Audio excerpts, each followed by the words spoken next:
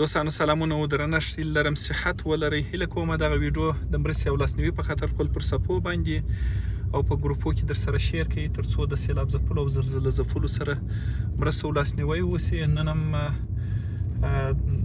سفر لرو و داسې علاقې ته سفر لرو چې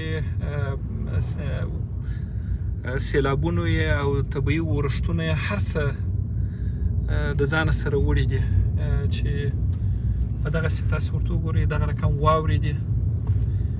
نو په دغسې واورې کې به په دغه خیمو کې څه رقم ګزاره وشي. د یوې لحظې دپاره یې دوستانو درد احساس کړئ که زموږ د کورنۍ غړي په دغه رقم واورو کې په نازک خیمو کې واوسیږي څومره دردونکی ځورونکی او کړونکی حالت به ولري.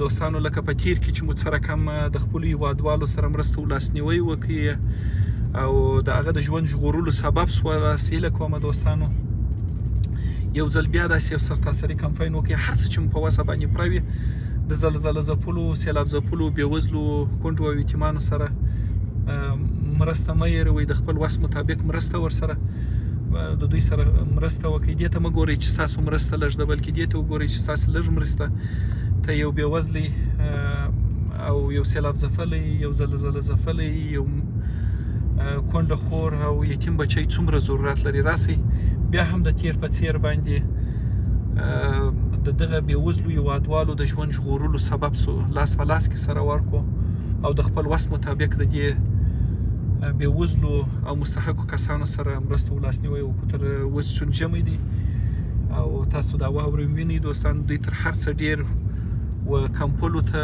و بوټو ته و بوټو ته و کوټو و دیو شان ته ډېر سخت ضرورت لري.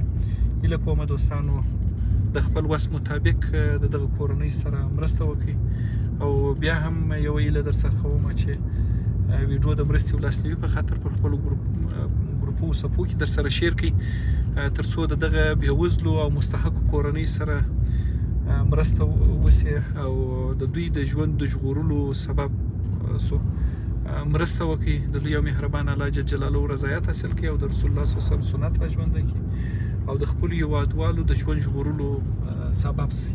دومره یخ دی دوستانو چې تاسو باور وکړئ په موټر کې بې بخاري طاقت نه کېږي.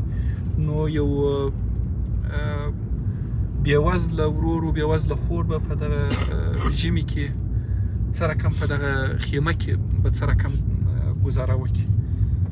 بس نو موږ ته هم دعاوې کوئ چې خدای پاک مو سفر په خیر کې او خدای پاک مو ډېرو کورنۍ ته سبب د خیر وګرځي.